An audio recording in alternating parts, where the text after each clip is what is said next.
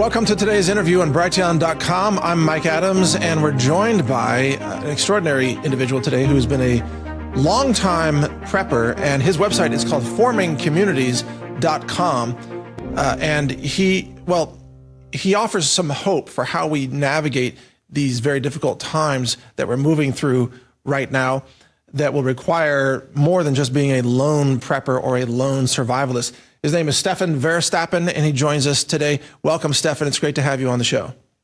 Well, thank you very much for having me on, Mike. I've been a big fan of yours for many years, and actually I've been meaning to contact you for years now, but I just never got around to it. Well, no worries. My producers were able to reach you, and we got you on today, so we've got a lot to talk about. First of all, can I get your just a little intro from you for our audience, since this is the first time we've had you on the show? Okay. So I'm Canadian, born and raised in Toronto, Canada.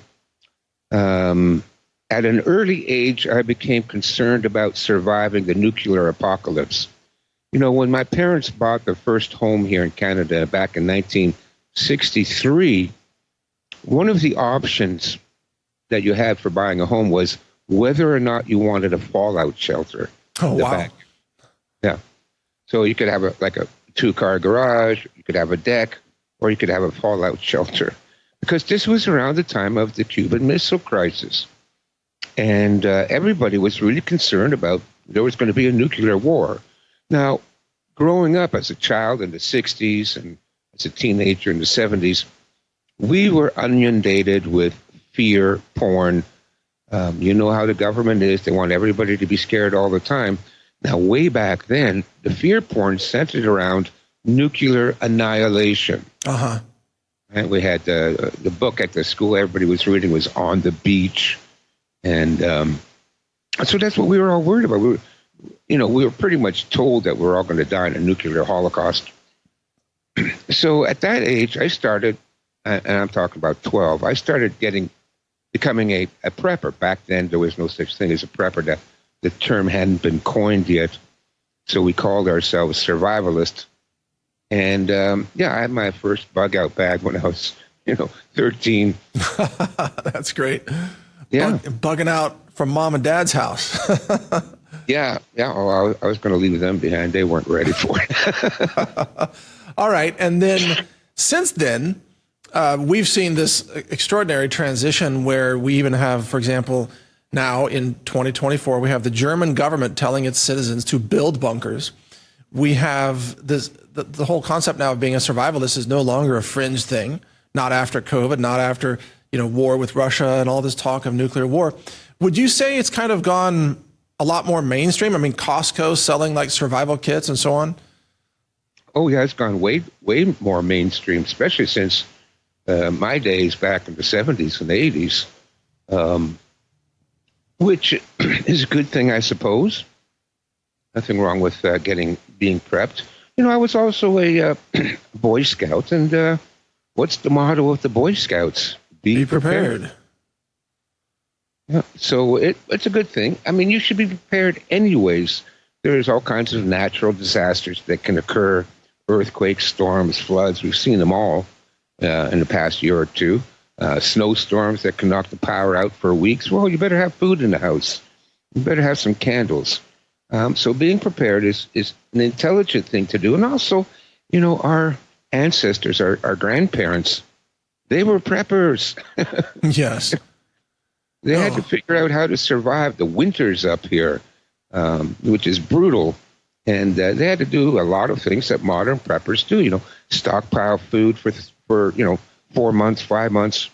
They had to learn canning and preserving and making their own, purifying their own water. And so they had to do a lot of things. And we were spoiled for a time, and I guess we still are, because we now have everything at our fingertips. What Max Egan always calls the truckitarians. Everything's brought to us on a truck, which is nice and dandy. But what happens if those trucks aren't working anymore? They don't have gas, or they're closed down, or the fuel's run out.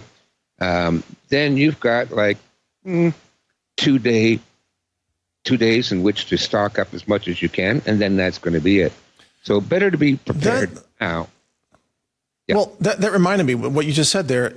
It's astonishing to me how few people actually prepare, even when, for example, hurricanes are known to be approaching.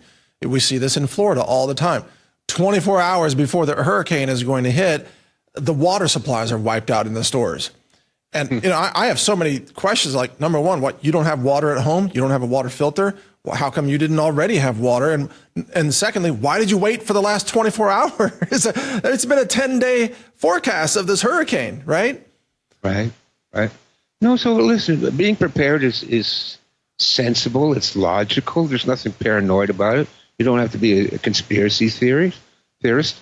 Like when I lived in Taiwan, we had typhoons and earthquakes, So you needed stuff in the house because the typhoon was coming. And then there was no chance to run to the store. So it's just common sense and nothing irrational about it. But the thing is now, what we are facing is far more serious than just a natural disaster. I'll tell you what scares me, Mike. What scares me, and I'm going to mention a word here that probably many people don't know, and that word is democide. D-M-O-C-I-D-E. Now, democide means death by government. It means being murdered by your own government. And in the last century, conservative estimate is that 239 million people were murdered by their own governments. This is more than all the casualties in all the wars, World War I, World War II, more than all those casualties combined, people that are murdered by their own government. Now, what worries me is the people that did most of those murders. I'm talking the Bolsheviks, the Communist Chinese, the Khmer Rouge. Most of those people are still around today. People are still around today. And they murdered 239 million people in the last century. And I worry they're going to do the same thing now. Remember, your worst enemy is your own government. The chances of you being murdered by an invading army, especially here in North America, has been like non-existent, except until now, where recently we've been importing our very own invading army. Right. Right? As illegals. Yeah. And but I agree with what you just said, and I'm familiar with that research. I think it was out of the University of Hawaii that put those numbers out there. And you're right, 239 million, I think, was the low estimate, and it goes up from there. But there's an interesting contrast here, where even though more and more people are aware of some of the possible threats that they may be facing, including, by the way, from their own government now. We see in America, in the United States, more and more people extremely angry at the border invasion situation. But yet we have in all of human history, our populations today are the least practical in terms of real world skills. Many, especially younger people, don't know how to change tires on vehicles, or how to repair clothing, or how to run a sewing machine, or just basic skills that, you and I probably grew up learning things like that. Gardening, a little bit of sewing, a little bit of repair. Otherwise, that's the only way we could have stuff around, was to keep fixing it, right? Yeah. No, absolutely. I always try to mentor young men where I can, because, I'm a Kung Fu instructor. I have been teaching for over 40 years, and I get a lot of young men that want to learn from me. And the first thing I do is teach them how to hike and how to fix things and how to be self-reliant. I'm not, before I teach you how to do a spinning outside crescent kick, can you go for a walk in the forest and not get lost? The answer is no, they can't. I'm not kidding. Amazing. I've had so many cases like that. I had a young man come over I said, this is when I was living in Ventura, California. I said, well, I'm going to go bicycle up into the mountains, up into the Sierra Madres. If you want to come along, then bring your bike. So he brought his bike over, and he said, oh, there's something wrong with my bike. It's broken. And I looked at it. I said, well, the chain's fallen off the sprocket. And he says, oh, well, can that be fixed? What? I know, Mike. You know, like I showed him. I said, okay, look, see the chain? Lift it up with your finger, bring it up over, put it on the sprocket, fixed. Okay. Yeah. So then he said, well, there's something else wrong with the bike. I said, yeah, both your tires are flat. Well, can that be? I'm talking a 31-year-old man, Mike. Oh, that's unbelievable. Man. So I gave him my bicycle pump. Every time I go for a bicycle ride, I have a little survival kit, and I also carry my own, bicycle repair kit and flat repair kit and a hand pump. So I said, here you go. And he looks at it and he goes, what's this? Oh, my.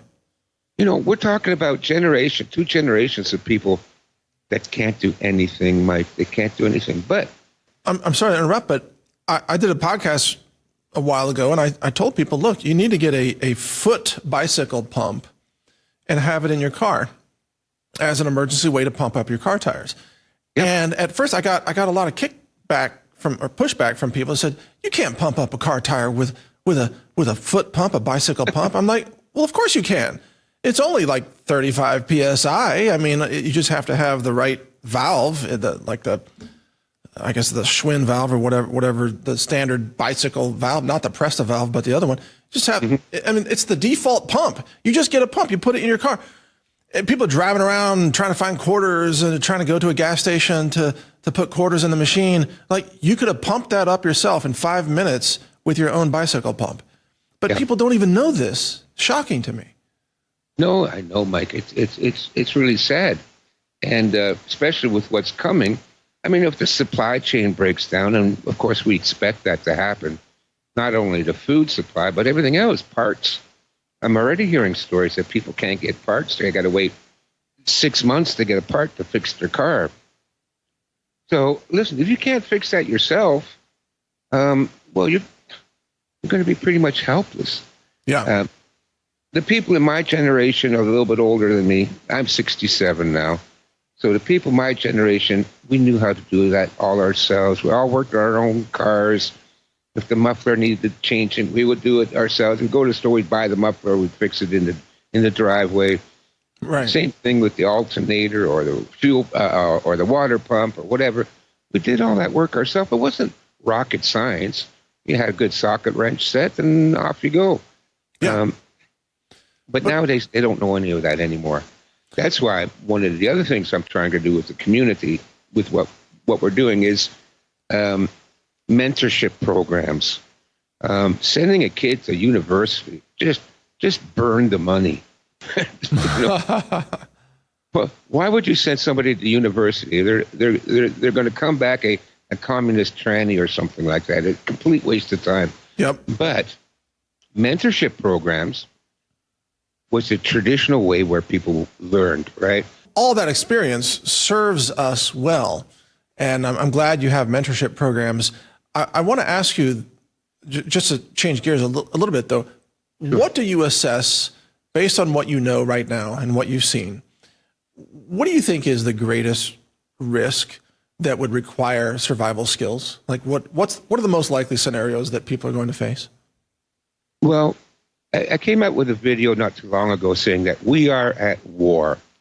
And I also wrote an article for the Trends Journal, our friend Gerald Salente. Yes. And that was actually on the Alex Jones show. Not me. My article, they were discussing, Gerald was on there, and they were leafing through the magazine, and they were focusing on my article, which is Historical Cycles, Are We Doomed to Repeat the Past? And it's basically a quick summary of history, how every civilization goes through a natural cyclic period, right? Basically spring, summer, fall, and winter. And then it collapses. And when it collapses, you enter into a period of chaos. So we are definitely in the winter of our civilization. You can see it all around you. This is not something new to anybody who's got their eyes open. Look at how everything has deteriorated and been degraded, and it's become degenerate. It's just, look, it's all falling apart. Now, what will eventually happen is, and what's the greatest threat to us, is a breakdown in the chains of distribution. Number one, food. That's why in our community we have teams, and one of our teams is the garden team. We aim to become completely self-sufficient in terms of food, and we are. We are, Mike. It's amazing the work our community has done. Then the other thing is going to be medicine. So medicine is another important aspect, and that's what we're doing with our community. We have a medical team. We aim to supply our own medical needs. Now, let me ask you, I mean, that's fascinating that you've been able to put all of that together, but most importantly for our audience, you teach how to build these communities. And I'd like you to talk about that for a minute, because on your website, it's the complete guide to forming communities. You know, that is your website, formingcommunities.com. And this is something that people can purchase and get the lectures and so on. But give us a taste of sort of what, well, let me ask it this way. I do want to get a taste of what's in your course, but I also want you to address the fact that, like, I've seen a lot of community projects that just completely were catastrophic failures, and people's egos got involved, and somebody thought they were the king. And man, I've seen that time and time again. Even these utopia projects, people want to get together. Let's form a utopia and we'll all grow weed, and those things collapse faster than anything else. What's your experience on communities? Yeah, the same as you have, Mike. I know because I've been doing this for about, forming communities for the last 15 years. Most of the time, I've been unable to do anything positive. Mind you, I lived in the big city. The big cities is a bad place to do this. It doesn't work out. Where I am now is a rural community, and we have a lot of Amish and Mennonites, a lot of farms. Oh, that's great. And I got to tell you, people in small towns living in a rural community, they have a different mentality. Our community is completely democratic. We meet every week. Everybody just cooperates. And so far, so good. We do not have the usual internal squabbles that will destroy a community that you've obviously seen, Mike, firsthand. Yeah, but let me ask you then, how will your community interact with people in a crisis when there's a flood of non-preppers who show up and they demand your supplies? Have you had discussions about how you're going to deal with that? Yes, we've discussed that. First of all, number one, our community is ultra secret. Operational security, OPSEC. We don't have a website. We don't have a Facebook page. We don't have any presence on the internet whatsoever. I just used ChatGPT to see if there's any information on our community, and there's nothing. We're not, and also, we don't allow people to bring cell phones to the meetings. Oh, wow. Well, because the cell phone's always on. They're always listening. Yes. So you have to do that, because otherwise, oh, well, if the shit hits the fan and everybody knows, oh, well, there they are out over there. They're in Oxford County. Let's go get their food. Well, that's not something you can deal with if you have 1,000 people showing up and, trying to take advantage of the food supplies 100 people put together. So first of all, you have to be under the radar. And what I recommend in my course and in my writings is that if you're going to put something together, don't call it the freedom cells. Because you're going to attract every FBI agent within 500 miles to come and visit you. You should call it Aunt Betty's Knitting Club. Right. Right? Look, it doesn't matter what you call yourself, it's what you do. Um, all this yippity yap. Most important is what you do. So I can call myself, the Audubon Society of Oxford or anything like that that's nondescript, non-threatening. Then what we do when we get together is, we garden, we set up medical systems, we have a security team, we have a communications team, we do homeschooling, we do Meals on Wheels, we do all those things. But we just call it Aunt Betty's Knitting Club. So that's one thing. Also, people that want to come into the society, they are first recommended by a member. Okay, so you can't look us up and come and visit us. We don't have a presence. There's no address. There's no, like I said, no Facebook page, nothing like that. So it's only people that we know, and that's how I was introduced to. I knew one of the members. They knew me, and they knew the work I was doing, and they trusted me. I'm reputable, and so they invited me to join, and I was happy to join. So that's one thing. Now, the other point that you brought up is, what do you do when there's a lot of hungry people? And I've already brought this up at a couple of our meetings already 2-3 years ago, because other members brought that up. They said, well, we're growing so much food and we've got some, what do we do? And I said, okay, what we're going to do is we're going to do just like we would if we were a church, and we're going to tithe. And that means we will keep 10% and we'll set that aside for the greater community. Yeah. And, okay, but Stefan, and then what? What happens when that 10% runs out? We're working on long-term sustainability. So we're always going to have that 10%. It's but not I mean, that do you food and that's it. Do you go to these people and say, okay, like we can feed you for 6 months, but you're going to have to start growing food with us. So here, grab a rake, learn how to garden, get involved. Is it a meritocracy in that sense? Or is there always going to be some kind of system of handouts to people who don't participate? No. It has to be a meritocracy. Listen, we can hand out, let's say 3 months, all right? So, same where I live here, there's lots of kids and families. I've got probably a year and a half worth of food stockpiled. And all of our members also, not only do we have communal gardens, but all our members have backyard gardens. So they all grow their own food. They're all pretty much independent from just using their own backyards. And the other thing, too, is it's really important to make friends with the local farmers. Yes. Go to the farmers market, get to know them, and support them. Absolutely. And I want to mention the CSAs, community supported agriculture. So we have a lot of CSAs across the continental United States as well, that people can participate in that. Just like you were saying, for maybe like $75 every couple of weeks, you get a big box of fresh produce. I mean, it varies from farm to farm.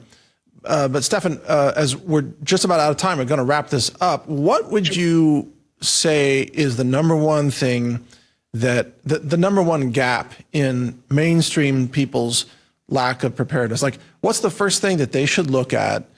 And like, if someone's watching this and they're like, I'm not a prepper, I haven't done any of this, where should they begin? They should begin with focusing on becoming as self-sufficient in food as they can. Food. Yeah, because listen, I read a lot of history, and everything that we've come up with and everything that I teach in my course is based on my study of history. What did our great-great-grandparents do? How did they survive? They survived by forming mutual aid societies, friendly societies, fraternal societies. They didn't form communes, okay?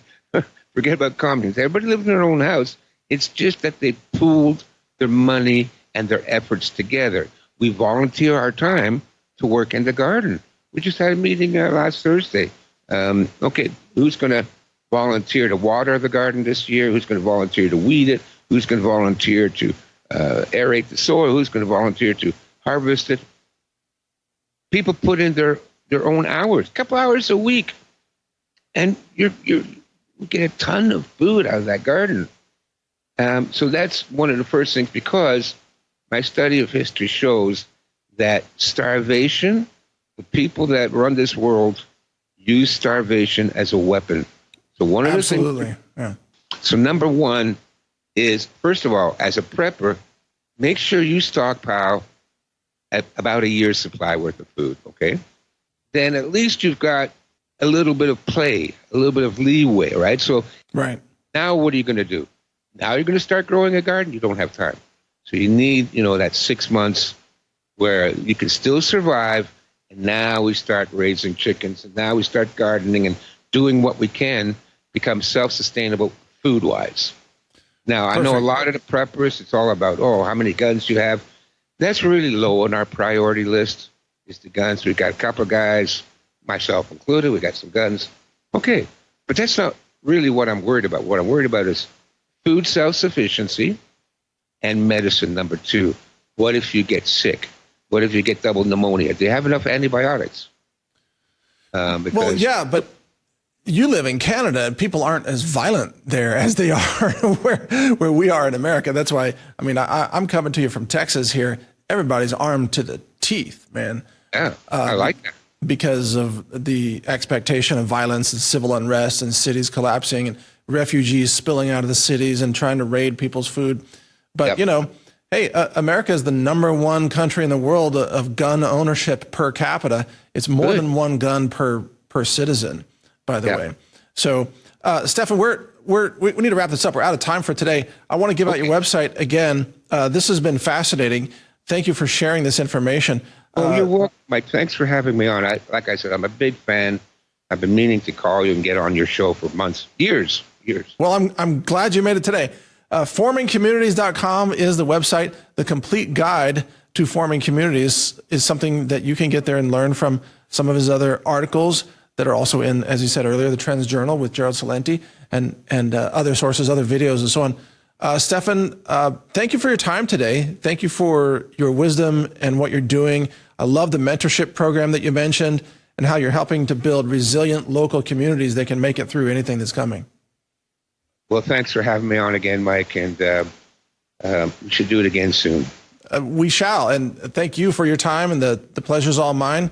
We appreciate you, your wisdom, and your contributions, and I'm sure all the people in your community appreciate what you're doing. So thank you for your time again today. And for those of you watching, feel free to repost this interview on other channels and platforms as well. As always, you have our permission to do so.